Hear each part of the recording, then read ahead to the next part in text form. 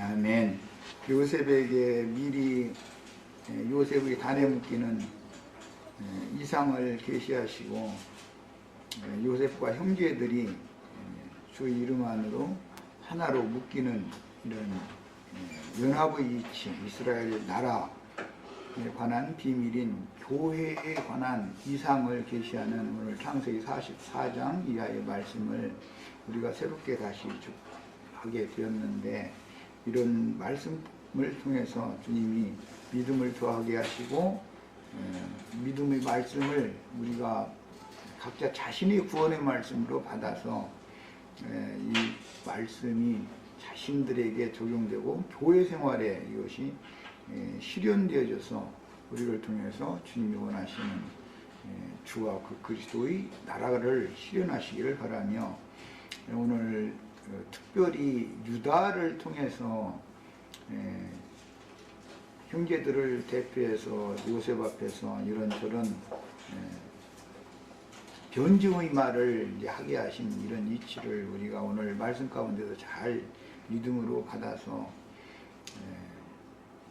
주님께서 원하시는 그런 장자의 명분뿐 아니라 명분을 권리로 행사할 수 있도록 계시하시는 이런 말씀이 우리 형제 자매님들 자신에게 다 적용이 되어져서 이기는 자로 주와 함께 보좌들에 앉아서 이스라엘 12지파를 판단하고 또 다스리는 구원이가 다 부여되어지기를 주의 이름으로 기도합니다. 아멘.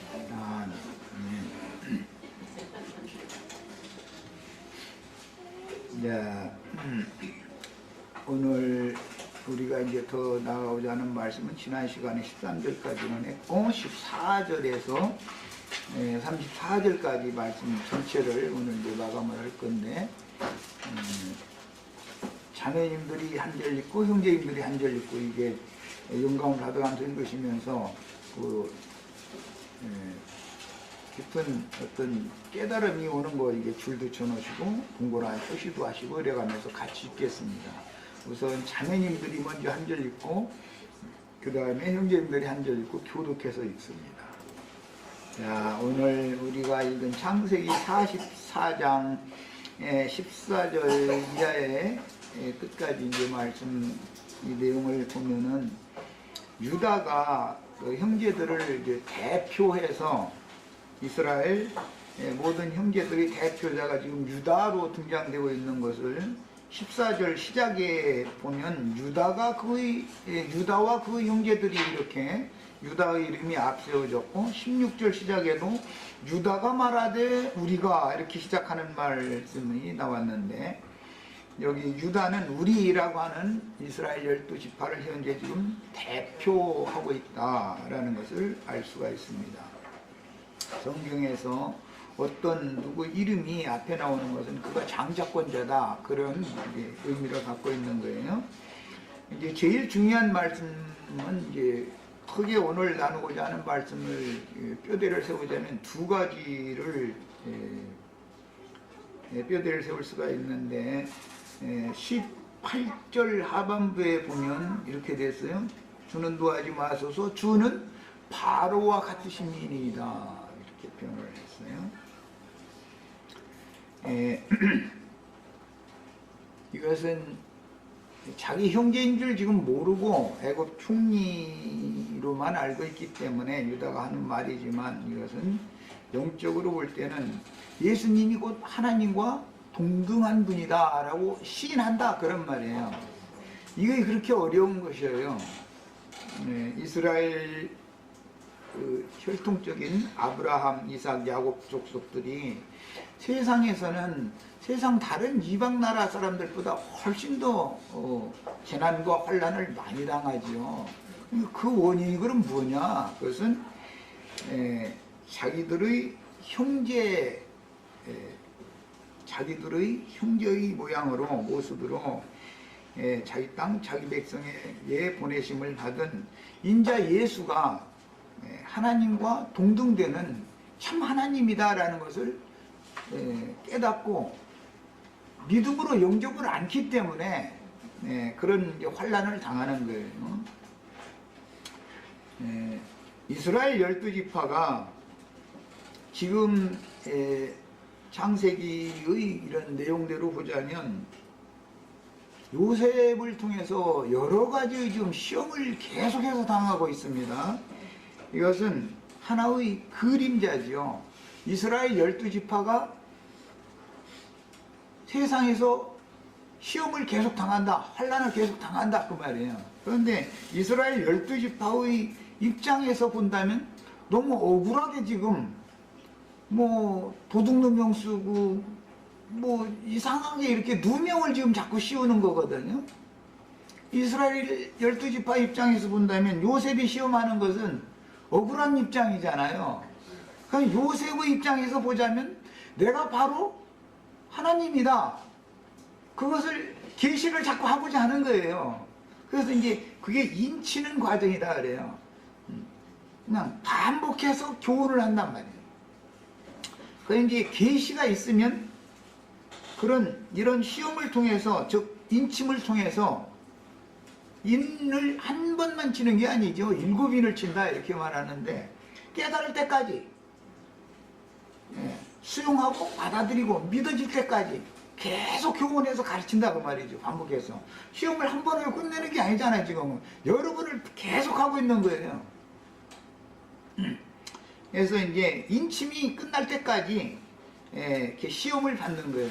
인을 이렇게 치는 목적은 자기네들의 형제 예수 그리스도가 주와 그리스도시며 그분이 참 하나님이다 라는 것을 알고 믿음으로 영접해서 그분을 주와 그리스도로 믿는 거예요. 그렇게 만드는 거예요. 이제 이 창세기 44장의 이런 내용에 대해서 완전한 이해가 있어야 요한복음에서 영생은 유일하신 참 하나님과 그의 보내신 자 예수 그리스도를 아는 것이니이다, 그렇게 이제 표현을 하셨는데, 요셉이 누군가를 알아야 영생하는 거예요. 요셉이 누군가를 지금 계속 형제들에게 알게 하기 위해서 이런 반복되는 시험을 한 거죠. 지금 많은 시험을 당해도 르우벤은 전혀 모르는 거예요. 육신적으로는, 혈통적으로는 그가 장자권자지만 르우벤은 사람의 생각에 딱 갇혀있고 자기네들의 옳음, 자기네들의 선한 생각에 갇혀있기 때문에 왜 이런 일이 오는지에 대해서 계시가 없는 거예요. 자백을 영 않는 것이죠. 자기네들이 잘못이 없다고 생각하니까. 그것이 예수님이 오셨을 때 이스라엘 12지파는 예수를 영접하지 않고 배척하게 되는 원인이 바로 그거단 말이에요. 자신들의 옳음과 자신들의 선함이 있는데 예수님이 오셔서는 너희가 다 죄인들이다 이러고 정죄를 하니까 오히려 그 마음에 속이 상한 거죠. 그러니까 예수님을 거슬리고 대적하게 되는데, 거기에 더하여 이제 그들의 관념에서는 신성모독이라고 하는 것은 죽여야 되는 것이거든요. 심판에서. 그런데 예수님이 내가 하나님의 아들이다, 인자는 하늘에서 왔다, 뭐 내가 하나님이다 막 이러니까 이건 완전 신성을 모독하는 자단 말이에요. 그런데 오늘 유다가 뭐라고 말하냐면, 이게 요셉 보고는 말이지만 총리예요. 애굽의 총리. 주는 바로와 같은 시민이다. 이게 얼마나 중요한 말인지 몰라요. 하나님과 동등된 자다 이게. 사람으로 오신 예수지만 그분이 사실은 하나님 자신이라는 거에 대해서 인정해야 된단 말이에요. 사람이. 이스라엘 특히 자기 동족이. 그런데 이스라엘은 그들의 종교성이 있기 때문에 사람의 모양으로 온 예수를 주님이라고 인정한다는 게 쉬운 문제가 아니다는 것이죠. 그분이 그리스도다라고, 그분이 메시아다라고 믿는다는 게 쉬운 문제가 아니다는 거예요. 그러나 영접하는 자, 곧 그 이름을 믿는 자들은 하나님의 아들이 되는 권세를 다 주는 건데, 이게 지금 너무 이스라엘 사람들로 봐서는 이해가 안 되는 사람일 뿐 아니라 예수님이 하시는 말씀들은 전부 신성을 모독하는 말만 하고 다니는 거예요. 그 다음에 이제 중요한 것은 이 30절에 유다가 하는 말 중에 아버지의 생명과 아이라고 이제 베냐민이에요. 베냐민의 생명이 하나로 묶여 있다. 이렇게 여기 이제 번역을 이렇게 했는데 원은 연합되어 있다 이 말이에요. 연합되어 있다. 부부, 가족이라고 하는 것은 생명으로 연합이 되어 있죠. 그래서 부부라는 것은 이제 피를 섞는다. 뭐 세상 표현으로는 그렇게 말하지만 이것은 생명이 결탁된 것이다 말이에요. 부부라는 것은. 그러니까 이것은 끊을 수가 없는 것이죠. 생명관계이기 때문에. 그 열매가 자식이기 때문에 부부 자식을 통해서 가정이라는 것이 이루어지는데 이것이 이스라엘 나라 또는 교회에 대한 기본 개념이다 말이에요. 이게 교회라는 것이 이렇게 비밀스러운 거예요. 이스라엘 12지파와 지금 아버지는 노년에 낳으셨다, 뭐 아버지는 늙으셨다 이런 말이 나왔는데 이것은 신약시대의 즈음에서 요한 때까지는 구약시대의 하나님은 늙은 아버지 상징이다 그런 말이야. 예수님은 구약시대 백성들은 여호와 하나님이 남편이지만 예수님이 새 남편이어야 된단 말이에요. 젊은 남편이 되어서 오신 거예요. 말하자면 이렇게 말하면 그 표현이 좀 그런데 성경의 계시가 그렇단 말이야. 경륜이 그렇단 말이에요. 구약시대와 신약시대가 있기 때문에 구라는 건 늙었다 그 말이에요. 옛 것이다. 신이라는 것은 젊었다는 말이고 새 것이다 라는 뜻이니까 개념상으로 그렇다는 거예요. 그래서 이제 오늘 말씀을 2시간에 나눌 건데 큰 중심 주제는 요셉이 온 세상의 주와 그리스도다 라고 인정하는 거예요. 믿고 입으로 시인을 하는 거예요. 그런데 그렇게 믿고 시인한 사람이 유다의 땅이에요. 이스라엘 많은 형제들 중에 유다가 지금 이것을 시인을 하는 거예요. 그러니까 유다에게 그래서 왕권이 주어진 거예요. 그 다음에 두 번째 항목은 생명으로 결탁되었다. 생명으로 하나로 묶였다. 이제 신약의 용어에서는 주합하여 한 영이 되었다. 영적으로 하나 된 것을 말하는 것이다. 부부라는 건 한 몸이잖아요. 그건 표상이다 그런 말이에요. 이것은 생명 안에서 우주 만물의 조물주이신 예수님의 생명과 우리 구원받은 성도들의 생명은 하나로 결탁이 된 상태다. 그러니까 이건 끊을래야 끊을 수가 없는 것이죠. 세상에서는 이제 너무 다 가다 보니까 뭐 부부관계도 이혼이라는 방식으로 끊고 또 뭐 부자 관계도 이렇게 뭐 너 오늘부터 내 자식 아니다 뭐 이렇게 하고 서로가 갈등을 일으키고 그러는데 그럴 수는 없는 것이죠. 생명으로 결탁된 관계라는 것은 끊을래야 끊을 수가 없는 것이죠. 그래서 이런 생명의 원리, 그럼 뭐가 생명이냐 이거예요. 유일하신 참 하나님과 그의 보내신 자 예수 그리스도를 아는 영적 지식이 생명이란 말이야. 이것은 끊어낼 수가 없는 것이다. 그 생명으로 한번 나면 끊어버릴 수가 없다. 부모가 자식의 관계를 끊을 수 없는 것과 같이 그건 절대 끊을 수가 없다. 이런 것을 보여주는 거예요. 지난 시간에 이제 강조적으로 말씀드렸던 것이 은잔이 있는데 은잔은 요셉이 점치는 도구에 썼다. 이제 그렇게 말씀을 드렸고 그 나핫이라고 하는 점치는 도구에서 점이라고 번역한 이 나핫이라는 말은 나핫이라는 이 용어는 동사형의 강조형으로 지금 창세기 44장에서는 기록이 된 용법이기 때문에 이런 경우는 경험으로 알다, 징조로 알다 또는 경험으로 배우다, 열심히 배우다 그런 개념이다 라는 거 말씀드렸고 이것이 이제 일반 명사로 이제 번역이 되는 그런 문장에서는 복술, 점술 그런 개념이다 라는 건 이미 지난 시간에 말씀을 드렸어요. 그러니까 지금 창세기 44장 여기에서 나 같은 사람이 점 잘 칠 줄을 너희가 알지 못하였느냐 이렇게 말하는 것은 내가 경험으로 그 다음에 징조를 통해서 나는 너희가 내 은잔을 훔쳐간 도적이라는 걸 이미 다 알고 있다 그 말이에요. 이것은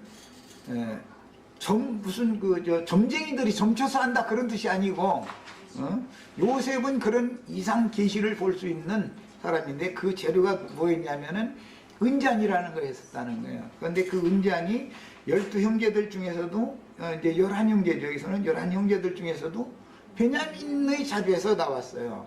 그러니까 이건 은잔이라는 것은 계시로 아는 하나님과 그 아들 예수에 대해서 계시로 아는 또는 알게 해주는, 이제 하나님 입장에서는 알게 해주는 의미고 사람 편에서는 아는 이제 이상을 보는 거니까, 예.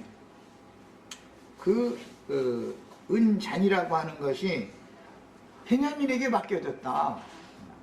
그것을 강조한 겁니다. 그러니까 11형제들을 대표해서 베냐민이, 예, 구속의 은혜를 대표로 받아가지고 앞으로 많은 사람들에게 그는 전도할 책임이 있단 말이에요. 맡은 자니까.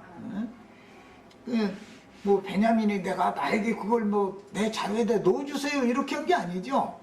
하늘이 의도적으로 시험이 되지만, 이스라엘에게는 그것이 시험이 되지만 하늘이 의도적으로 베냐민의 자루에 이걸 요셉의 명예에 의해서 이게 넣게 된 거였어요. 이게 어떤 말씀을 전하는 사명을 받는 것은 하나님이 그분의 목적에 따라서 하는 일이지 무슨 신학교에 가서 공부를 해서 되고 그런 게 전혀 아닌 것이죠. 이것은 사람의 원대로 되는 일이 아닌 것이죠. 이런 것도 기본적으로 잘 이해를 하고 계셔야 되겠습니다. 자, 오늘 다루고자 하는 말씀의 중심 주제는, 이것은 사실은 이제 성경의 구속사의 큰 중심 주제의 핵심 부분이다 라고 말할 수도 있는데, 두 가지를 핵심으로 잡습니다. 바로는 주와 같으심이니이다. 그 다음에 이 아이의 생명이 아버지의 생명과 하나로 묶여 있거늘. 이제 두 가지 그 용어가, 그 문장이 말하고자 하는 하나님의 경륜의 구속사 전체를 지금 요약해서 말하고자 한다라는 걸 마음에 담아두시고, 오늘 집회 자료를 다 해드렸는데 자료 말씀으로 이제 들어갑니다. 창세기 44장 14절로 16절 이 내용 이하에 나오는 창세기 말씀은 혈통적인 아브라함의 후손인 이스라엘이 세상에서 당하는 환란의 원인이 무엇인가를 지금 암시해주고 있다. 요셉을 통해서 형제들이 억울하게 계속해서 시험을 당하는 거예요. 반복해서. 이스라엘 형제들의 입장에서 보면 억울하죠. 본인들이 알도 못하게 시험을 자꾸 당하는 거잖아요. 이것은 하나님의 선민인 아브라함, 이삭, 야곱의 자손들이 세상에서 여러 가지 환란을 당하는 것을 암시한다 이거예요. 그러니까 그들이 볼 때는 이스라엘 사람들의 입장에서 보면 너무 억울한 거예요. 하나님 백성들인데, 예? 근데 저 세상 사람보다도 더 환란과 시험이 많은 거예요. 예, 믿는 성도들이 세상 사람들보다 그럼 더 평안하고 뭐 축복 준다고 그러니까 매사가 잘 되겠는가? 그렇지 않습니다. 믿는 성도들에게 시험이 더 많죠. 세상에서 많은 환란이 더 오게 돼 있어요. 개인적으로 한번 생각해 보세요. 얼마나 억울해요. 뭘 내가 알고 당하는 것도 아니고 왜 당하는지도 모르고 그렇게 자꾸 시험 당하죠. 그 시험이 왜 왔는지를 알면 시험이 없어진단 말이에요. 예. 그건 이제 경험을 해보셔야 알아. 이것은 왜 이런 시험이 계속 나에게서 떠나가지 않고 반복되는지. 그럼 당하는 사람 입장에서는 굉장히 고통스럽고 한면에서는 억울하고, 나보다도 훨씬 무도하다고 생각되는 사람들은 출세하고 나는 그냥 그 사람들 밑에 가서 그냥 종소리 해야 되는 입장이 되고, 그러면은 또 거기다 대고 그런 친구들 만나가지고서는 너 옛날엔 똑똑하더니 어떻게 사람이 이 문양에 대해서 이 문양으로 사냐 이래서 이러면 정말 막 이게 끌어올르죠. 끌어올르지만 이거 가라앉혀야지 어떻게 끌어올른다고 그 하면은 현상적으로 볼 때 내가 그 사람한테 가서 아신소리 하러 갔는데 어떻게 할 거요. 끌어올른 대로 할 수 있는 게 아니에요. 그래가면서 뭐 과거 얘기 속에서 이렇게 생각만 해도 벌써 그 상대방이 알고, 응?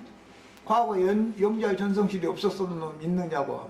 이래가면서 벌써 내 속을 다 알고서 아주 잃어버리는 데는 그게 과거에 내가 너만 못했지만 지금은 네 윗자리에 있지 않냐 이러는 것이거든. 그런 건 실제 경험을 해봐야 돼 세상에서. 그래야 이런 말씀이 이해가 되는 거예요. 경험으로 알다라니까. 이 요셉의 은잔이라는 말은 경험에서 아는 거예요. 경험에서.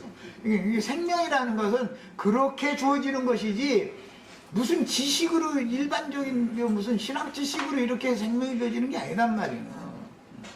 그걸 당하면은 그 자리에서는 막 얼굴을 끊고 막 분하고 막 손이 막 부들부들 떨리고 막 주먹이 쥐어지고 막 이제 쥐었다 폈다 여러 번 하고 나서도 딱 돌아서 나오면서 하나님 말씀하심이 있죠.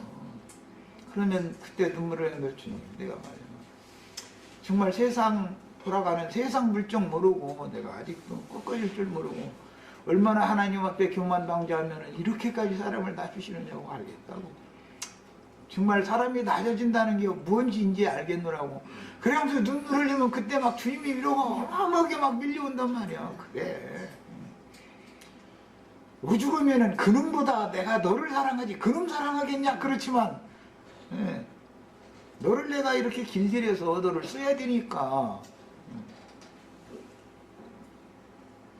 내가 누군지를 너에게 계시를 하려면 이 방법밖에 없다. 이게 말씀이 딱 깨달아지면 빛이 탁 오면은 그 다음부터는 똑같은 환난 재난을 당해도 그게 어려움이라고 느껴지지 않는 것이거든. 당연하게 받아들이기 마련이지. 그게 믿음으로 행한다라는 말이란 말이야. 신약 성경에 나의 의는 믿음으로 행한다 그래놨는데 그런 구절이 무슨 신학 지식적인 교리 얘기가 아니단 말이야. 이게 무엇을 말씀하셔도 성경을 읽으면 자신의 삶과 이게 일치되기 때문에 말씀과 자신의 삶이 딱 일치되니까 그게 말씀으로 사는 거잖아. 말씀이 육신이 되어지는 것이고 그게 구원을 이루는 하나님의 방편인 것을 믿음으로 수용하고 받아들이니까 이제는 이길 수 있단 말이야. 똑같은 고난이 와도 전에는 울분이 막 끓어오르고 분하고 막 견디기를 힘들고 그랬지만 이제는 동일한 상황이 와도 감사로 받아지고 이긴단 말이에요. 그게 내가 세상을 이겼노라도 담대하라 그런 말이란 말이야. 그러니까 성경이라는 것은 모두 영적 체험, 생명의 체험을 통해서 주시는 생명력을 주는 데 목적이 있는 것이지 무슨 세상적인 신학적인 지식을 많이 알아가지고 구원을 얻는 건 아니다. 똑같이 하는 것이라도 이런 것을 이해를 잘 하셔야 되겠어요. 이건 다 경험이 필요합니다. 참 이런 얘기를 우리 지혜들한테 가르친다는 게 나도 마음이 아프지만 이게 성경이 진리니까 다 이렇게 이런 것을 깨닫고 삶 가운데서 하나님과 변함없는 교제를 끊임없이 이렇게 성령의 교통이 이루어지지 않으면 막히면 죽는 거 끊어지는 거니까 그래서 그런 방식으로 교통을 계속 하시면은 믿음이 더해지기 마련이고 믿음이 더해진다는 것은 구원을 온전히 이룬다라는 뜻이란 말이에요. 그게. 이렇게 구원을 하시는 거예요. 하나님은. 그 다음에 모세의 율법을 이스라엘이 크게 오해해서 유대인의 율법관념으로 모세의 율법은 진리 말씀이지만 유대인의 율법은 하나님의 말씀을 크게 오해해가지고 유대인들이 저 율법으로 지금 변개시킨 거죠. 이게 성경에 나오는 모세의 율법, 유대인의 율법, 그리스도 율법이라는 용어도 잘 깨닫고 이걸 읽어야 되는 거예요. 성경을 읽을 때는 그리스도의 율법은 모세의 율법을 완전케 한 법이에요. 그런데 모세의 율법을 크게 오해한 율법은 유대인들이 저희끼리 통하고 있는 그런 율법이죠. 지금 유다는 오늘 하나님께서 우리가 죄인이라는 걸 적발하시고 드러내셨는데 우리가 무슨 변명을 더 할 수가 있겠습니까? 이렇게 이제 자기 죄를 고백을 하기 시작하죠. 그러나 만약에 똑같은 상황에 르우벤이 이런 상황을 설명을 한다 그러면은 우리가 무슨 죄가 있습니까? 여기 자미에서 저기 은잔 나온 저 막내 동생 저놈이나 가서 족쳐가지고 혼내셔야지. 우리는 죄 없지 않습니까? 이거 다 증거가 드러났지 않습니까? 뭐 따일 거 아니냐 말이야. 그런데 그것이 하나님의 의를 대적하는 거다라는 거예요. 이걸 몰라 사람들은. 너무 자기 입장에서 보니까 너무 억울하기만 한 거예요. 자기네들은 뭐 자리에서 은장이 나온 건 아니잖아. 도둑놈은 막내 동생이지 자기네들은 아니잖아 지금. 이것은 하나님의 의가 아니다. 이거 하나님의 의를 힘써 대적하는 사람의 의지. 이 이치를 깨닫지 못하면 복음을 깨달은 사람이 아니단 말이에요. 그런데 유다는 증명이 나왔는데 우리가 무슨 변명을 하겠습니까? 거기다 대고 만약에 베냐민이 르벤이나 다른 시몬이나 이런 사람들 같은 사람의 의와 옳음이 강하게 속에서 천연적인 선악을 아는 지식에 완전히 잡혀있는 사람이 있다면 베냐민 요셉 앞에 갔을 때 펄펄 뛰어가면서 나는 모르는 일이라고 내 자네 세상에 이 은장이 왜 여기에 들어있었는지 나는 모른다고 나 아이고 폭폭이 나 죽겠네 아이고 막 이거 누가 이랬네 나 모르겠다고 이래가면서 얼마나 난리를 내겠어요. 그런데 베냐민이 자기 변명하는 말 한마디도 기록이 안 되잖아요. 이게 보통 일이 아니에요. 우리 형제 자매님들이 세상에서 뭔가 정말 말도 같지 않은 억울한 일 당하고 억울한 누명 쓰고 그럴 때 얼마나 폭폭해요. 막 가슴 치는 거예요. 이 세상에 나는 모르는 일이다 이거요. 나 지금 억울하고 누명 쓰고 있다고 그러면서 자신 거의 그 누명에서 벗어나려고 얼마나 발부둥치겠어요. 그런데 이때 잠잠할 수 있어요? 이건 보통 문제가 아니에요. 이런 걸 하나님의 손에서 배워야 된다고요. 어떤 상황에 몰려서 내가 억울한 누명을 여기서는 쓰는 걸 되어 있지만 세상사에서도 뭔가 나의 특권은 아무 상관도 없이 내가 이렇게 막 몰리고 밀리고 이렇게 될 때 이 일이 하나님께로부터 온 거구나 라고 믿음으로 인정하고 눈 탁 하고 하나님께 맡기고 모든 걸 맡기고 당신이 선이 여기시는 대로 처리하시라고 이러고 맡겨놓는다는 게 이게 지금 베냐민의 믿음이 그런 믿음이 있다는 것을 여기에 지금 암시를 해놓는단 말이에요. 그런 것을 삶 가운데서 배워야 돼. 많은 변명을 하면 할수록 결박이 더 돼요? 풀려요? 결박이 점점 더 되는 거예요. 자기 입의 말로 결박이 더 되는 거예요. 변명하는 말로. 자기는 옳지만 이건 무슨 뜻이요? 의인은 없나니 하나도 없다라는 것을 모든 사람이 지금 가르치는 거잖아요. 하나님이 베냐민이 안 했다는 걸 알고 있어요. 하나님은 그걸 모를 리가 있어요? 요셉이 시켜서 다 한 건데 이게 일부러 시험하느라고. 나는 억울하게 세상에서 이렇게 환난 당하는 것 같지만 다 하나님이 그게 나를 구원하시는 방편이다 그런 말이야. 이런 것을 배우는 거예요.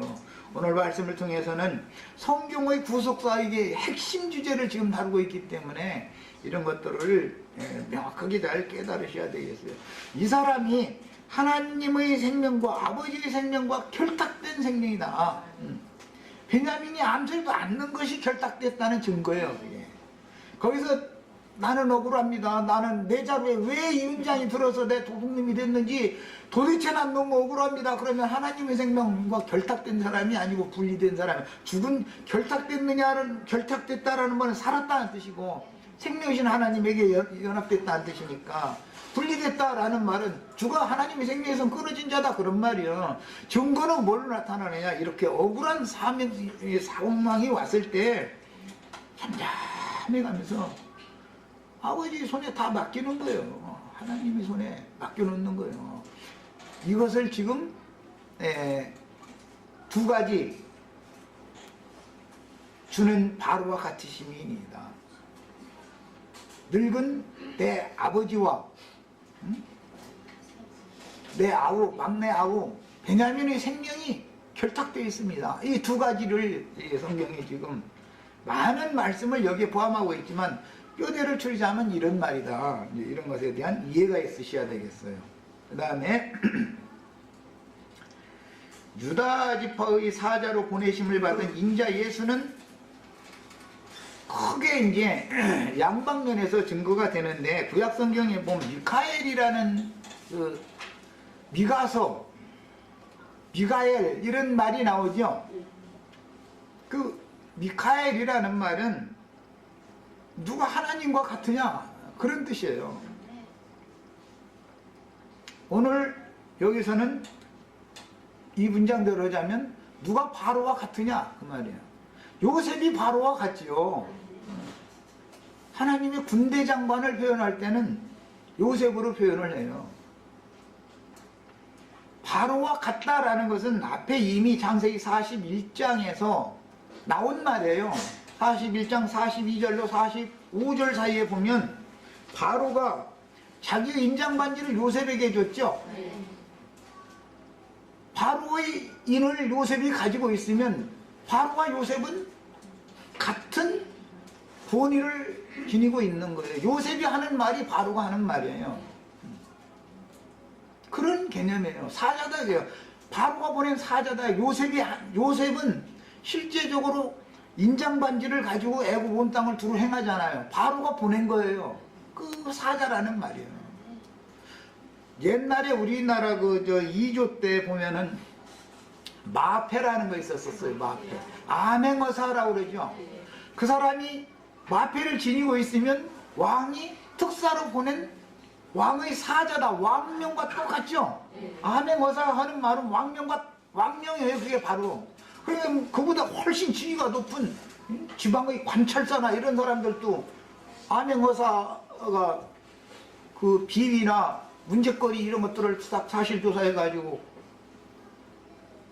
암행어사가 법을 선고하면은, 법을 집행하면은 왕이 집행하는 것과 똑같은 권위를 갖는 거예요. 그런데 그 사람에게는 표시 패를 줬단 말이야. 성경에서는 그 인이라고 그러는데 이제 인장, 왕의 인장을 맡겼단 말이에요. 이렇게 하는 것을 의미해요. 그래서 사람으로 오신 예수님은 하나님의 인을 가진 자다 이거예요. 예수님이 그 말을 친지하셨어요. 요한복음 6장에서 나는 아버지 하나님의 인치심을 받은 자다. 그 말은 나는 마패를 가지고 있는 사람이다. 옛날로 말하자면 그런 뜻이에요. 하나님이 보낸 사자, 하나님과 같은 자다 이거예요. 미카엘이란 말이에요. 군대 장관이에요. 또 이제 신약성경은 가브리엘 천사 얘기도 나와요. 가브리엘이라는 말은 좋은 소식을 호하는, 전하는 천사다, 사자다 그런 말이에요. 예수님이 한 방면에서는 하나님의 군대 장관이고 한 방면에서는 좋은 소식을 전하는 빛의 사자로 오신 분이란 말이에요. 그런 증거는 뭘로 갔느냐? 바로의 인장반지를 요셉에게 주고, 요셉이 하는 말이 바로가 그 말도 했죠. 요셉이 하는 말이 곧 내 말이다. 예, 요셉의 말이 법인 거예요. 그게 바로. 그렇게 인을 맞아 가지고 보냄받은 바로와 같은 주님인 것을 유다가 지금 시인하고 있단 말이야. 이것을 예수 그리스도는 주와 그리스도라고 믿는다. 믿음을 입으로 고백한다 그 말이야. 그래서 누구든지 구원을 받으려면 예수 그리스도가 나의 구원자이시며 주와 그리스도다, 메시아다 라는 것을 믿고 입으로 시인을 하면 구원을 받는 거예요. 무슨 르우벤이나 시므온이나 이런 사람들이 다 나름의 선한 의로운 행위를 한 것들이 많지만 그런 것을 근거로 해서 구원받는 게 아니다. 그 말이에요. 그런데 세상 사람들의 구원관과 성경의 구원관이 완전히 다른 거지요. 예수 그리스도가 주와 그리스도냐? 그분이 하나님과 바로와 같은 분이다. 그 다음에 오늘 27절에 너무 또 중요한 말씀이 이제 나왔는데, 주의 종 우리 아버지가, 이것은 아버지 하나님을 상징하는 거예요. 야곱이지만 그때 당시 역사적인 상황으로 봐서는. 그런데 이스라엘 12지파의 아버지는 하늘에 계신 아버지 하나님을 지금 상징하는 것이기 때문에, 주의 종 우리 아버지가 우리에게 이르되 너희도 알거니와 내 아내가 내게 두 아들을 낳았으나, 아내가 사실은 야곱이 넷입니다. 그죠? 역사상으로는. 그러나 나머지 세 아내를 아내로 인정을 않고 있어요. 라헬만을 지금 아내라고 인정한단 말이야. 얼마나 중요한 것인지를 알아야 돼. 유다의 어머니는 레아지 라헬이 아니에요 지금. 그럼에도 유다는 그 아버지가 누구를 사랑하는지를 안단 말이에요. 그 어머니들 중에 어떤 어머니를 사랑하는지를 유다는 이미 알고 있단 말이야. 하나님의 사랑이 뭔가를 아는 거예요. 그 하나님의 사랑을 부음받은 사랑을 하는 사람이 지금 요셉이단 말이에요. 그리스도의 사랑이다 그래. 이제 예수 그리스도의 사랑이에요. 그 성경에 보면 하나님의 사랑 이야기도 나오고 예수 그리스도의 사랑 이야기도 나오고 성령의 사랑이라는 용어도 나오죠. 이런 데서 긴 데서 나오는 말인 거예요. 성령이라는 건 한 말씀도 구약 성경에 없는 것은 신약 성경에 나오질 않아요. 그러니까 우리는 이제 오늘 뭐 이제 이런 말씀 나누려고 그랬는데 형제가 서로 사랑하는 형제가 동거하는 이제 그런 찬송도 그랬는데 궁극적으로는 사람은 하나님을 사랑할 수 없죠. 사람은 사람 사랑할 수도 없어요. 그러면 우리가 다 사랑해서 남편이 나 사랑한다고 반지 이렇게 주어가지고 반지 받아들였더니 결혼호장에서 이제 결혼해가지고 사랑해서 결혼했다고 그러는데 그런 사랑은 하나의 표상적인 것이고 진리의 사랑, 하나님의 사랑 관계를 비유적으로 보여주는 표상적인 사랑이지 그건 완전한 사랑이 아니죠. 만약에 그런 사랑이 완전한 사랑이라면 이혼하는 사람이 있으면 안 되죠. 완전하지 않은 사랑이니까 이혼이라는 것도 나오고 말다툼도 나오고 서로가 그런 것이지 완전한 사랑은 그럴 수가 없죠. 보여주는 것이 있어요. 성경이라는 것은 아버지의 사랑을 아는 것이 아버지가 누군지를 아는 거예요. 하나님은 사랑이시다 그래요. 아버지는 그분 자신이 사랑이에요. 그러니까 그 하나님의 사랑을 주의 성령을 통해서 우리 마음에 부음받아야 우리가 하나님을 사랑할 수 있는 것이고 이웃도 사랑할 수 있는 거예요. 사람에게서 나온 사랑은 전부 위선이단 말이에요. 이것을 가르치는 것도 또 이게 보통 쉬운 문제가 아니에요. 이게 아주 우리가 서로 사랑하자 이러고 막 이렇게 나오면은 자기 남편 사랑도 못하는 사람이 지체를 사랑한다고 하는 건 위선이지 세상적으로 보자면 그게 가능하겠어요? 그 말은 지체를 서로 사랑한다고 하는 그런 말을 하는 것은 자기네끼리끼리 서로 좋게 지낸다 그 말이지. 그렇잖아요. 교회 중에 어떤 지체는 사랑하고 어떤 지체는 사랑 안 한다면 그건 세상 사람들 그런 사랑 못해요? 자기를 사랑한 자를 사랑하는 얘기는 누구는 묻느냐고. 자기를 원수로 대하는데 사랑하는 것이 이게 지금 진짜 사랑이다 지금 그 얘기를 하는 건데 원수를 사랑하라는 말이 그렇게 쉬운 것 같아요. 우리나라 기독교사에 보면 자기 아들 죽인 사람 양아들 사면 그거 아주 우리나라에 아주 유명해 아주. 이제 그런 사람 놓고 그런 사람 발전하지 마세요. 그러나 그것이 진리의 사랑이라고 속지는 마세요. 그렇지는 않아요. 자연적인 인간에게서 나온 사랑은 성경이 말한 사랑과는 다른 거예요. 아버지의 사랑을 알아야 돼요. 아버지가 많은 아내들이 있지만 라헬을 사랑한 그 사랑을 알아야 돼요. 그리고 많은 아들들이 있는데 이 막둥이 이 베냐민 제일 사랑하는 애가 예레잖아. 둘 사랑했는데 하나는 없어져 버려가지고 사랑할 대상이 없어져 버렸고 하나 남았는데 이걸 사랑하는데 이것마저 뺏어간다고 하면 아버지가 흰머리로 지금 슬피 울며 서울로 내려가게 생겼다 이렇게 말을 했어요. 우리 형제 자매님들도 이런 말씀을 통해서 하나님의 사랑이 결국은 사랑이라고 하는 것이 서로를 맺어주지요. 결탁시킨다는 건 사랑으로 묶이는 걸 말하잖아요. 구약성경의 성전에 보면 많은 기둥이 있고 마디들이 있고 해서 다 이렇게 엮어놓죠. 그리고 나서는 지붕을 이렇게 다 서로 또 말뚝 박아가지고 이게 비바람이 흔들리지 않게 하려고 이렇게 줄로 또 묶어놓잖아요. 그 성막을. 그게 뭐예요? 온전하게 매는 띠다 이렇게 했어요. 그 사랑의 띠를 말하는 거예요. 결탁시킨단 말이에요. 남편과 아내를 하나로 연결시키려면 사랑이라는 매개체가 있어야죠.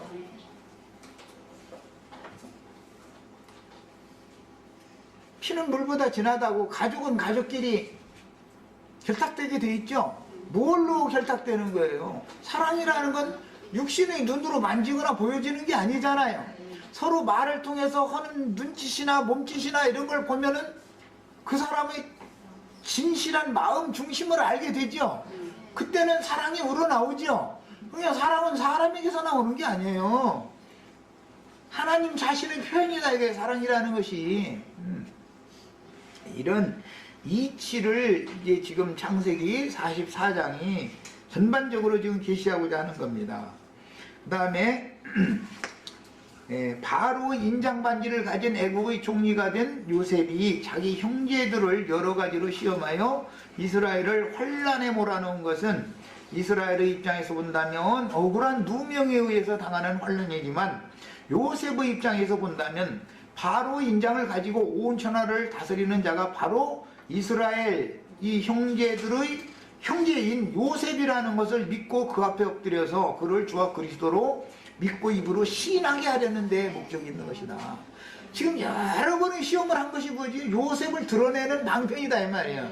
이스라엘 12 그 형제들이 요셉이 누군가를 지금 모르는 거예요. 알았으면 그를 결박해서 광야 구덩이에 던져 넣었을 리도 없고 꺼내가 또 애굽 그 장사꾼한테 팔아먹었을 리도 없고 그럴 리가 없지요. 뭘로 그런 것이죠? 모르고 자기 형제지만.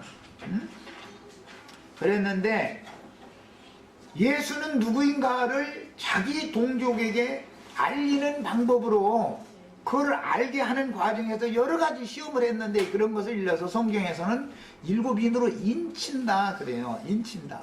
하나님의 인을 가지고 올라와서 하나님의 종들에게 인치는 게 계시록에 나오죠. 인을 친다는 것은 알게 해준다 이게 자꾸 반복해서 교훈을 해가지고 인을 새겨놓는다 그냥. 세뇌시킨단 말이에요. 세뇌. 그런 뜻이에요. 시간이 됐어요? 네, 우선 첫 시간까지